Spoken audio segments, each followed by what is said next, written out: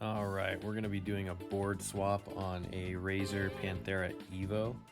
I have an Evo with a bad board, and here is a donor board from a working Evo.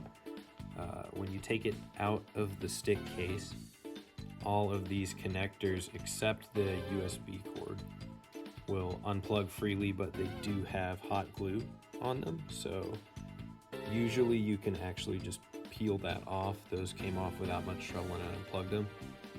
When this goes into the new case, this cable can just drop in, probably. I'm gonna check it, but if not, you'll have to desolder it right here on this pad, and then these four on the bottom, if I have to desolder those, I am going to try to do it at the pads there and salvage this connector, but if not, I'll just chop those wires and solder them into the new board. So it should be a pretty easy swap. All right, so just to demo what's going on with the stick here, right now I'm holding down, go to down forward, and if I back off a little bit, you'll see this kind of ghosting issue where it'll flicker back and forth between the two. I've already switched out the stick PCB on this lever, and this is a brand new one. It's still doing it, so that tells me it's probably something with either the wiring or the board, but I'm thinking it's the board. Okay, so this is the stick open, the inside of the top panel. This is your control board here. The cover is just held on by 4 tiny screws. You can take those off. From left to right here on the board, we have this ribbon cable that goes to your top panel button, so like L3, R3, things like that, and that should just unplug. This is your 2 side buttons. I don't know what those are mapped to actually, but those are hot glued. That hot glue should just peel off. You can unplug that connector. Oh, forgot this one. This is your aux jack. That will also just unplug. This, I think it's a 20-pin harness, goes to all your buttons. It's hot glued. It will unplug. This 5-pin right here goes to your stick. It is hot glued, but it will unplug. And the tricky one here is your USB connection. That is hard soldered to the board, but the donor board has, it has a cable attached to it, so that one should just drop in. I don't think I'll have to solder any of that. Okay, everything is successfully unplugged from the board. The hot glue, I couldn't do this on camera, but it should be brittle enough that you can just peel it off with your bare hands or a tool. Just make sure not to damage the board, of course. One thing to note is that this 20-pin connector can technically go on either way, so take note of the order of these colors to make sure that you don't plug it in backwards with a new board. Okay, with everything unplugged, the only 2 things you need to do to remove the board and cable from the case are remove 2 small screws there, and I believe there on the board. I already did that off camera, and then the cable housing has 2 more screws right there. So you pop those off and the board should just come out with the cable. And like I mentioned before, this USB connection is actually hard soldered to the board. So it might be easier to do this off camera, but this will just come out. There you go.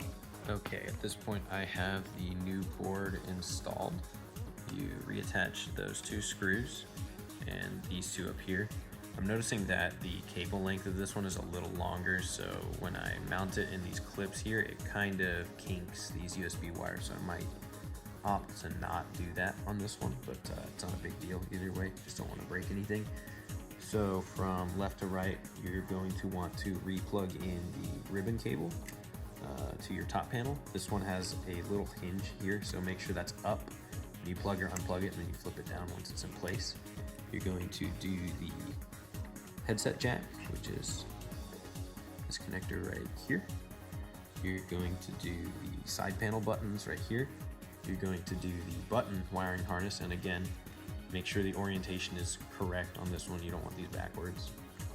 And then you're going to do your joystick connector, and like I mentioned earlier, this is hard soldered to the new board, so this is the new cable and board. And after that, you should just put your board cover on, make sure you're not pinching any wires, and then put it back together. It should be good to go. Okay. Okay, at this point we have the board cover back on. There are 4 screws, 1 on each corner, pretty straightforward.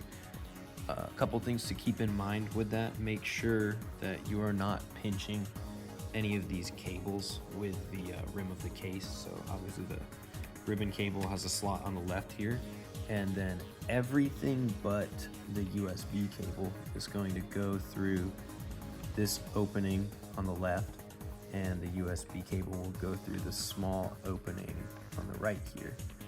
Make sure when you're doing this screw that you are not pinching or kinking any of your USB cables. Oh, and your joystick harness goes through that too.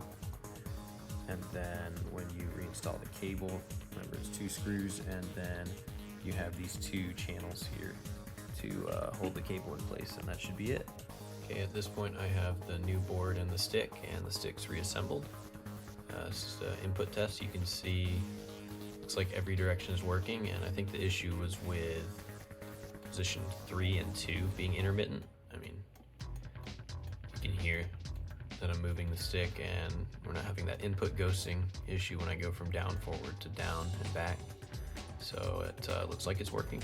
Okay, as a side note, I have the original board that was causing the input issue here. I might try and debug it and see if I can salvage it. I was reading online, there were a couple forum posts about the Panthera Evo specifically having this like phantom down forward input issue. That's exactly what happened here, which makes me concerned that it could be something to do with faulty logic or some other component on this board that's like surface mounted. If that's the case, I can't really fix it, but if you look here, you can see that these pads, these solder joints for the breakout connections for all your buttons and your levers, they aren't in the greatest shape. So I'm wondering if cleaning and maybe reflowing or resoldering these will fix the issue. So I might try and debug that, I might not. So yeah, stay tuned for that, maybe.